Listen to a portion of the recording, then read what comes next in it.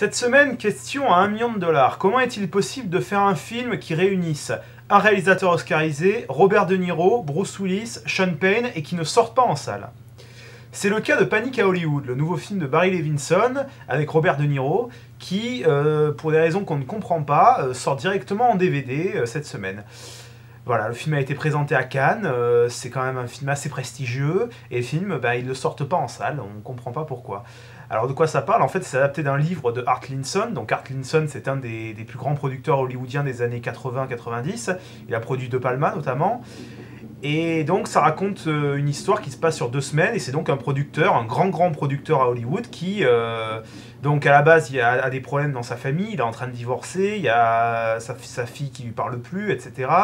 Et il est pris entre 2 films, donc un qui est sur le point de sortir et dont les producteurs sont pas contents et dont le réalisateur ne veut pas changer une image, et un autre qui est sur le point de tourner, qui est donc censé être un gros film avec Bruce Willis, et premier jour de tournage, enfin quelques jours avant le premier jour de tournage, Bruce Willis arrive sur le plateau, et il a une énorme barbe, et il n'arrive pas à le convaincre de raser sa barbe, alors que les dirigeants du studio refusent en fait de mettre en chantier le film s'il rase pas sa barbe. Voilà, donc c'est assez comique, ça s'inscrit dans la veine de The Player et de la série Entourage, voilà, ça se passe à Hollywood avec des situations réelles telles qu'on peut l'imaginer se passe à Hollywood. Et voilà, écoutez, on vous conseille de le voir. Voilà, ça fait un peu cher la séance, puisque pour le voir, il faut dépenser 20 € pour acheter le DVD. Mais ça vaut quand même le coup, c'est vraiment bien. A noter que dans les bonus du DVD, il n'y a pas beaucoup de choses, mais il y a une interview de Art Linson, donc, du producteur scénariste du film, qui donc parle de sa carrière, de ce qu'il a amené à écrire ce livre, etc. Et c'est assez intéressant à voir. Ben, we've got a problem.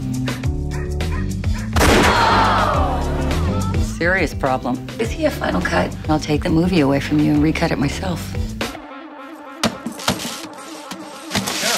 He'll be fine. It's jet lag. I'll take care of it. It's okay. Talk to me. You're not gonna believe it. He's fat. Bruce Willis is overweight? With a Grizzly Adams beard. If that bastard doesn't shave and look like a leading man, we sue you for misrepresentation. Oh, Sidney, come on. This is Bruce Willis we're talking about here. You're his agent. He's got 4 days to shave, and that's it. Tell him he's gonna get fired. I don't want to. You're scared of him. I'm scared of all of them. Audiences want to know it's you, Bruce. What are you talking about? They're not gonna recognize me, Ben?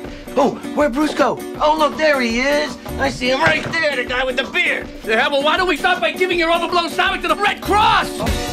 Hunter S. Thompson once said to me, the movie business is a cruel and shallow money trench. You little...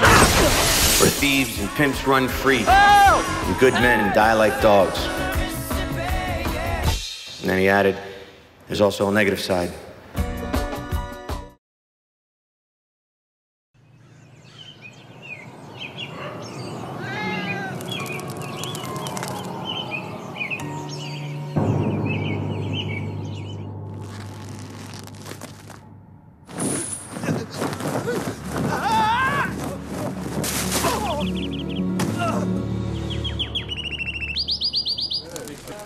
So, Mr. Clinton, what are your principal influences?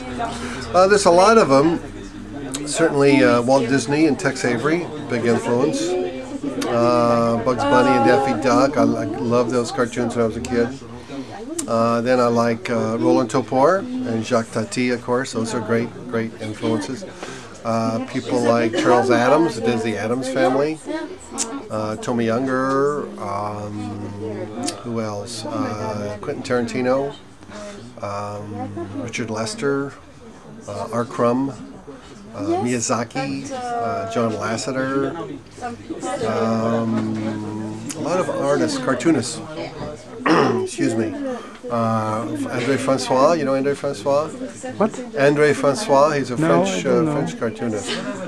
So it's mixed between the cartoonists and the animators. Those are my 2 big deals.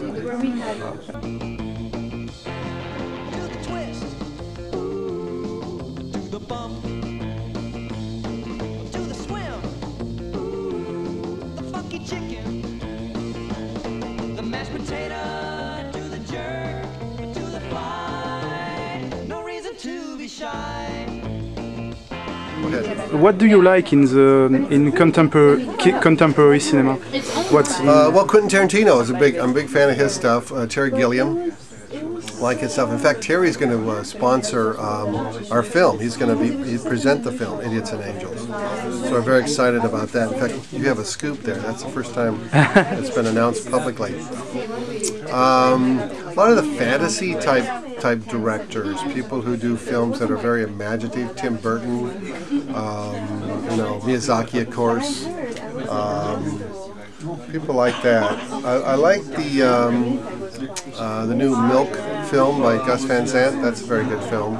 I don't see. It didn't show up in France now. Yeah, it'll be up real soon. Okay.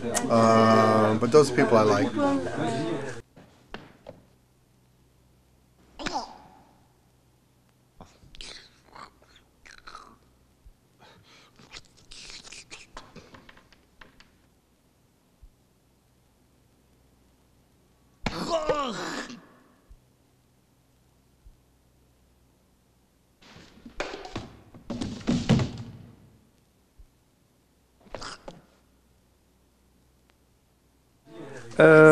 What a movie must have to please you? Humor. I think humor is very important, and I think that imagination, a lot of something different. I don't want to see something I've seen before.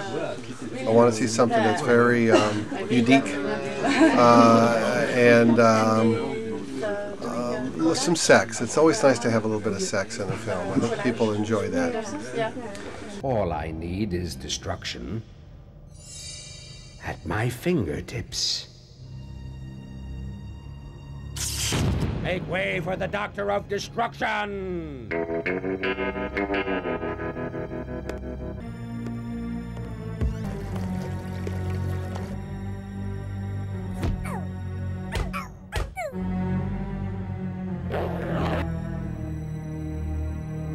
Uh-oh.